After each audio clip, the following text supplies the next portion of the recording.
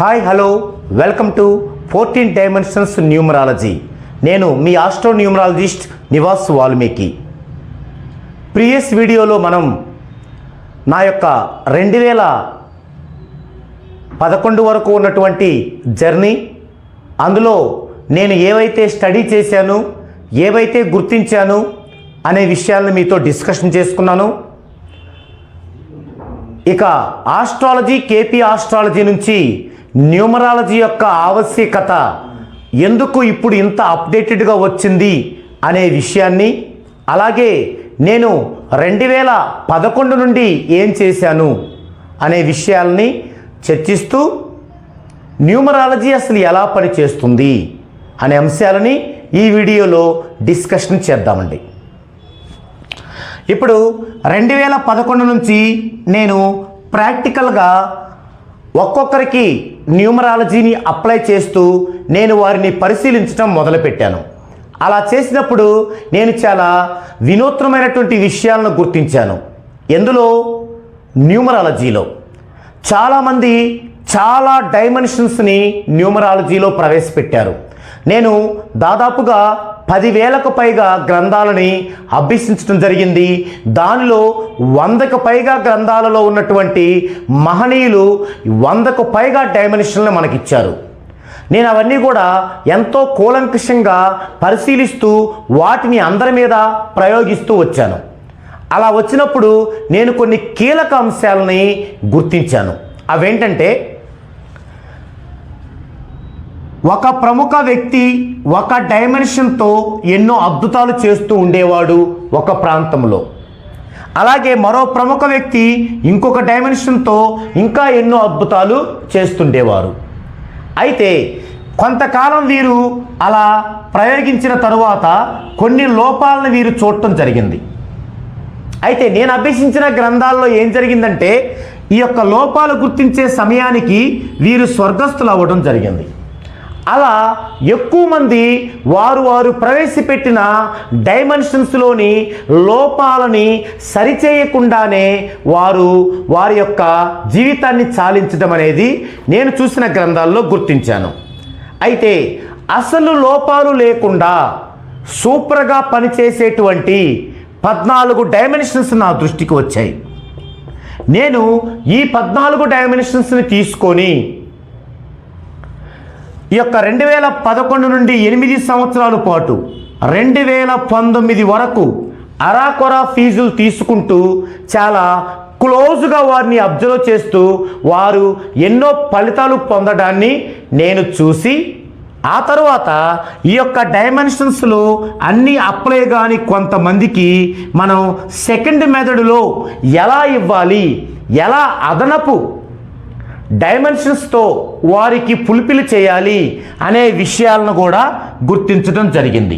ఇంకా కొంత డీప్గా వెళ్ళినప్పుడు వీరు 14 డైమెన్షన్స్ లేదా సెకండ్ మెథడ్లో కూడా కంప్లీట్గా వారికి చేసినప్పుడు 100కి 100% రాకుండా ఇంకా 99%, 90%తోనే వారు ఫలితాలని సరిపెట్టుకోవాల్సి వచ్చినప్పుడు ఇంకా డీప్గా నేను ఆలోచించి ఇంకా వారి మీద నేను కొంత ప్రయోగం చేసినప్పుడు నేను తెలుసుకున్న విషయం ఏంటంటే, ఒక పర్సన్ కనుక ఉన్నట్లయితే ఈ పర్సన్కి 14 డైమెన్షన్స్లో నేమ్ కరెక్షన్ చేయడం అనేది ఒక పార్ట్.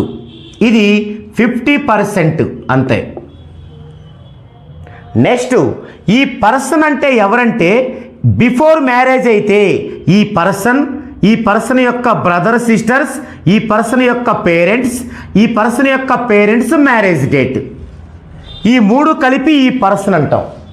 అదే ఆఫ్టర్ మ్యారేజ్ అయితే ఈ పర్సన్ యొక్క లైఫ్ పార్ట్నర్, ఈ పర్సన్ యొక్క చిల్డ్రన్స్, ఈ పర్సన్ యొక్క మ్యారేజ్ డేట్, దీన్ని ఈ పర్సన్గా భావించాల్సి ఉంటుంది అని.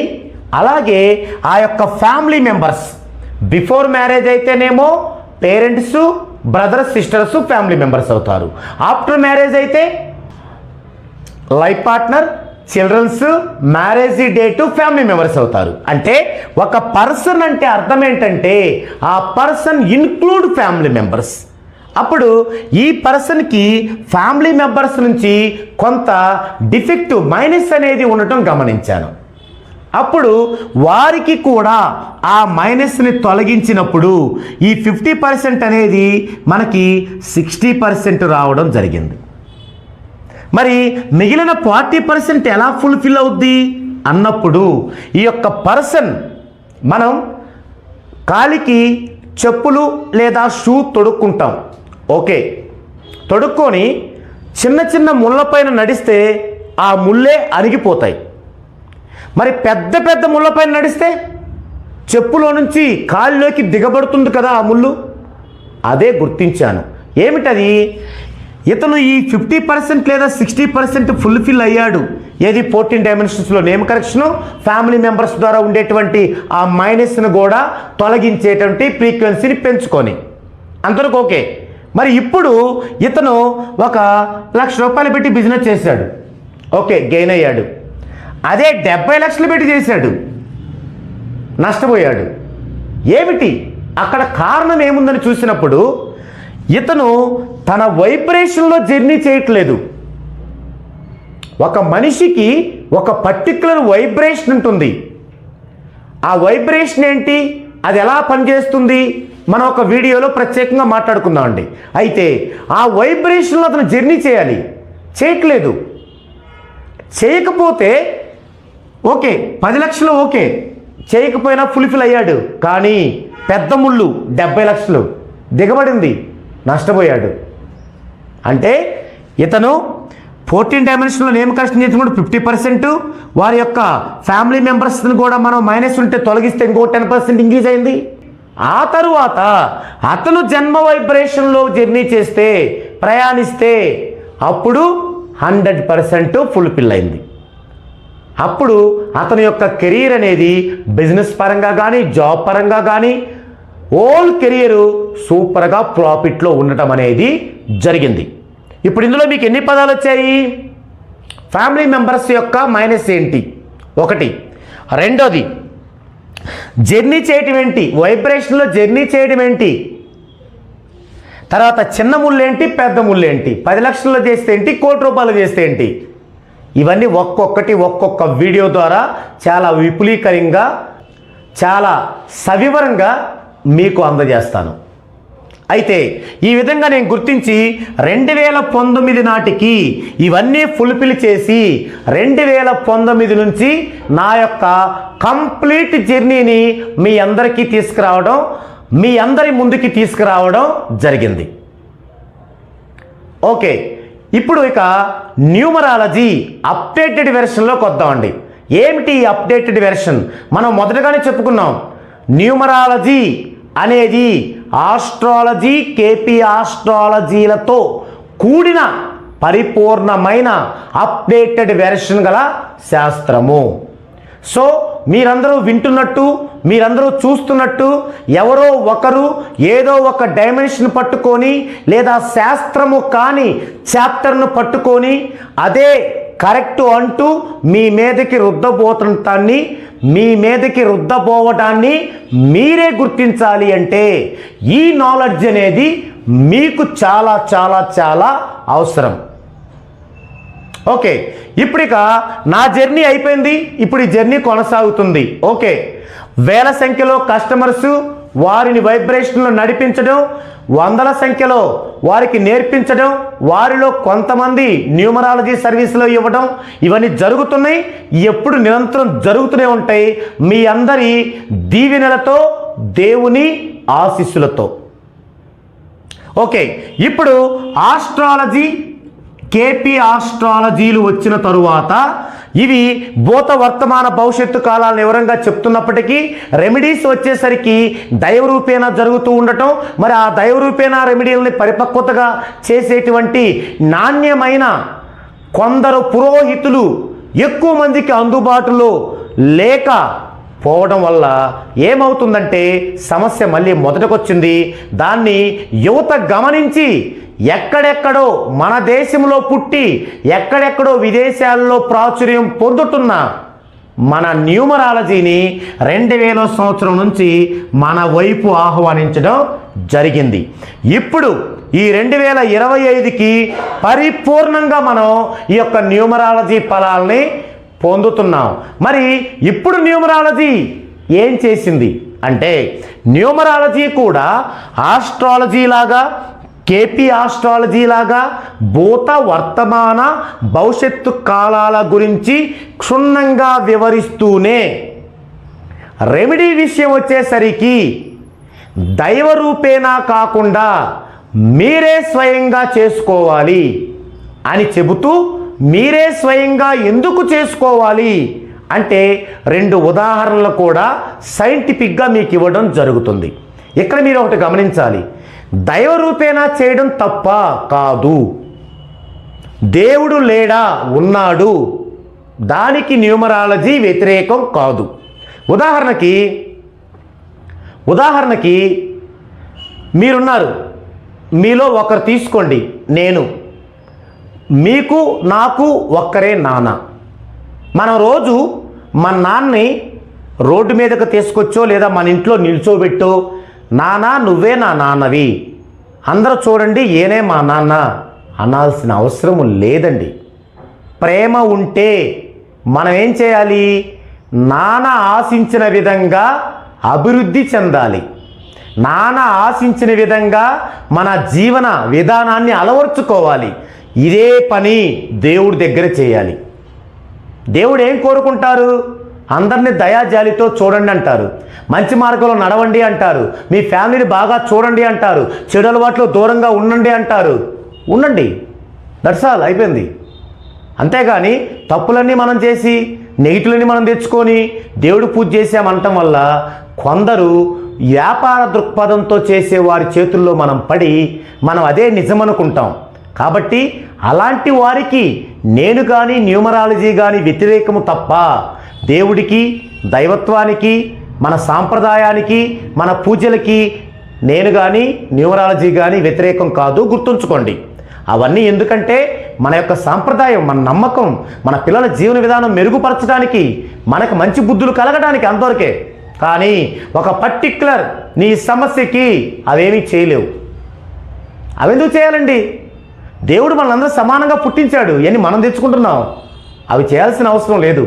సో ఒక సైంటిఫిక్గా ఈ అంతరిక్షంలో ఏ తాడు లాంటిది ఏమీ లేకుండా, ఓన్లీ తాడు లేకుండా వేలాడబడుతున్న ఒక భూమి మీద దాని గురుత్వాకర్షణ శక్తితో మనం నివసిస్తూ ఉన్నాం. ఇది మనం గుర్తుంచుకోవాలి, ఇది మన బాధ్యత. అప్పుడు మాత్రమే మనం ఏమి చేయాలనుకున్నామో అది చేయగలుగుతాం. సో మీరు మీ సాంప్రదాయం ప్రకారం అన్నీ చేసుకోండి, బట్ మీకు ఒక సమస్య వచ్చిందంటే దాన్ని తీర్చుకోవడానికి మాత్రం ఖచ్చితంగా ఆస్ట్రాలజీ, కేపీ ఆస్ట్రాలజీలతో కూడిన ఇప్పుడు అప్డేట్లో ఉన్నటువంటి న్యూమరాలజీని మాత్రం ఖచ్చితంగా ఫాలో అయ్యి తీరాల్సిందే. మరి న్యూమరాలజీ కొత్తగా ఏం చెప్పింది రెమెడీ, అది చూద్దాం. మీరే చేసుకోవాలి కదా, మరి మీరు చేసుకుంటే డౌట్ వచ్చింది మీకు, మేమన్నా దేవుళ్ళమా, మేమన్నా పురోహితులమా, మేం చేసుకుంటే ఎలా అది అవలంబించబడుతుంది? దీనికి 2 ఉదాహరణలు ఉన్నాయి. మొదటి ఉదాహరణ, ఋషులు తపస్సు చేసే విధానం. ఋషులు మనం గ్రంథాల్లో చదువుకున్నాం, సినిమాల్లో చూసాం. ఋషులు నెలల తరబడి, సంవత్సరాల తరబడి తపస్సు చేస్తారు. వాళ్ళు నిజంగా చేస్తారా, అన్ని రోజులు అలా ఉంటారా, అది పక్కన పెట్టేద్దాం, అది కాదు సబ్జెక్టు. తపస్సు చేయటం అంటే ఒక పాజిటివ్ కలిగిన సెంటెన్స్ని పదే పదే స్మరించడం. ఓం నమ శివాయ, ఓం నమ శివాయ, ఇలా పదే పదే పదే. ఆ ఓం నమ శివాయ అనేది ఒక పాజిటివ్ వర్డ్. ఈ పాజిటివ్ వర్డ్ని పదే పదే మనం స్మరించడం వల్ల ఏమొస్తుంది? మనం 8th 9th క్లాసులో చదువుకున్నాం. ఏం తరంగాలు? మనకి తరంగాల్లో 2 రకాలు ఉంటాయి, తిరేక్ తరంగాలు, అణుధైర్య తరంగాలు. ఒక డోర్కి ఒక తాడు కట్టి ఆ తాడుని ఇలా ఇలా అంటే దాన్ని తిరేక్ తరంగం అంటాం, నీటి ప్రవాహం లాగా. అదే అణుధైర్య తరంగాలంటే మనం ఒక రైలు పట్టాల పైన ఒక రాయితో ఇలా కొడితే జుమ్మని వెళ్తాయి, గాలిలో వెళ్తాయి. మరి ఓం నమ శివాయ ఓం నమ శివాయ అనేటప్పుడు అవన్నీ కూడా ఇప్పుడు నేను మాట్లాడుతుంటే ఎలా ఈ అనుదయ తరంగాలు వస్తున్నాయో అప్పుడు కూడా ఆ ఓం నమ శివాయలో అనే ఒక పాజిటివ్ వర్డ్లో నుంచి అనుధైర్య తరంగాలు ఒక గ్రూప్గా ఒక బంచ్గా ఇలా వెళ్తూ ఉంటాయి, ప్రయాణం చేస్తూ ఉంటాయి. ఎక్కడ దాకా? విశ్వం వరకు. విశ్వం వరకు వెళ్తాయి. విశ్వం అంటే ఒక గోడ లాంటిది. బంతి తీసుకొని గోడకు కొడితే అది మళ్ళీ రిటర్న్ మన దగ్గరకు వస్తుంది. మనం ఒక మంచి విషయాన్ని విశ్వానికి పంపిస్తే అంతకు రెట్టింపు మంచిని మనకిస్తుంది. అదే ఒక చెడు విషయాన్ని పంపిస్తే అంతకు మించి చెడు వస్తుంది. నేను ఒక నెగిటివ్ మార్గంలో నడవాలి, నాకు నెగిటివ్ మార్గం బాగా ఇష్టమైంది, లేదా ఒకరిని చంపేయాలి, లేదా ఒకరికి ద్రోహం చేయాలి, ఇది చెడు నెగిటివ్. ఇది విశ్వానికి చేరితే ఏమైద్ది? నువ్వు ఆ తప్పు చేస్తావు, ఎక్కడుంటావు? జైల్లో ఉంటావు. నేను మంచి చేయాలి, ఒకరిని జాలితో చూడాలి, ఒకరికి దానం చేయాలి, ఒకరు బాగుండాలి, ఓం నమ శివాయ, ఇది ఒక పాజిటివ్. ఇది ఇచ్చినప్పుడు మీకు పాజిటివ్ జరుగుతుంది. మీరు కనుక ఆ గ్రంథాల్లో ఆ సినిమాల్లో గమనిస్తే అలా నెలల తరబడి, సంవత్సరాల తరబడి, లేదా రోజుల తరబడి తపస్సు చేశాక ఆ ఋషి యొక్క వదనం పేసు చాలా కాంతివంతంగా ఉండటాన్ని మీరు గమనిస్తారు. అది నిజమే. అంతేకాకుండా ఆ ఋషి ఎవరినైనా ఏదైనా అనుకుంటే వీరు బాగుండాలి, బాగుంటారు. అందుకే ఋషులు ఎప్పుడైనా ఒక ఊరు వచ్చినప్పుడు అందరూ వెళ్ళి వాళ్ళకి ఆపాదమస్తకం నమస్కారం చేస్తారు, వారితో ఆశీర్వచనాలు తీసుకుంటారు. ఇది కరెక్ట్, ఇది సైంటిఫిక్. ఇది ఎందుకంటే ఒక పని మనం చేయలేనప్పుడు ఆ పని చేసిన వారి దగ్గర నుంచి ఆ ఫలితాన్ని మనం పొందాలి. అదే జరిగింది అక్కడ. అంటే ఇక్కడ మనం ఏం గమనించాలి? ఒక పాజిటివ్ని విశ్వానికి కనెక్ట్ చేయడం వల్ల మనకి పాజిటివ్ వచ్చింది. ఇప్పుడు మనం చేస్తుంది మీ యొక్క జన్మ వైబ్రేషన్ ప్రకారం 14 డైమెన్షన్స్లో ఉన్నటువంటి మీ పాజిటివ్ నేముని మీరు విశ్వానికి అందించడం వల్ల, అంటే ఒక ప్రక్రియ ఉంటుంది, కోర్సు రాసే ప్రక్రియ. ఇది కూడా చాలామందికి తెలియదు. తెలియక మిమ్మల్ని ఇబ్బంది పడుతున్నారు, మీరు ఇబ్బంది పెడుతున్నారు. తెలియక మిమ్మల్ని ఇబ్బంది పెడుతున్నారు, మీరు ఇబ్బంది పడుతున్నారు. సో అలా ఒక కోర్సు ప్రకారం రాసినప్పుడు మాత్రం అది విశ్వానికి కనెక్ట్ అవుద్ది. అంతేగాని మీ ఇష్టం వచ్చినట్టు మీ ఇష్టం వచ్చినన్ని సార్లు రాసి, నిద్రమప్పుతో రాసి, సూర్యాస్తమయం అప్పుడు రాసి అలా రాస్తే అది విశ్వానికి కనెక్ట్ అవ్వదు. మంచి కంటే చెడు ఎక్కువ జరిగింది. సో ఇలా 14 డైమెన్షన్లో ఉన్నటువంటి మీ యొక్క ఒక సిస్టమేటిక్ ప్రకారం మీ నేముని మీరు విశ్వానికి కనెక్ట్ ఇవ్వడం వల్ల విశ్వం మీకు మేలు చేస్తుంది.